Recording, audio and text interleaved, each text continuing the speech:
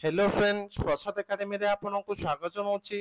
देखंतु आपण मानक मु 3 रे 4 दिन तले गोटे वीडियो करके कहितले जोटा कि Odisha renewable energy development agency रो रिक्रूटमेंट आसिया पई जाउची। तो फाइनली तार ऑनलाइन एप्लीकेशन भी स्टार्ट होबा को जाउची। तो आपण मानक मु वीडियो डिस्क्रिप्शन में गोटे लिंक दोची।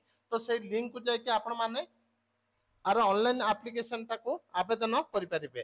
तो देखंतु कौन कौन पदवी गुड़िक बाहरी मुझे आपको डायरेक्ट कही दूची। तो आपंकर टेक्नीशियन वैकेंसी बाहरी, जूनियर असिस्टेंट वैकेंसी बाहरी, आउ असिस्टेंट डायरेक्टर वैकेंसी बाहरी। तो यहाँ को क्यों माने आवेदन करें, आर क्वालिफिकेशन कौन रिटेल मु वीडियो डिस्क्रिप्शन में ये साइट लिंक दे दीची। आपण माने ये साइट को जाके ऑफिशियल वेबसाइट को मध्य डायरेक्ट जाई।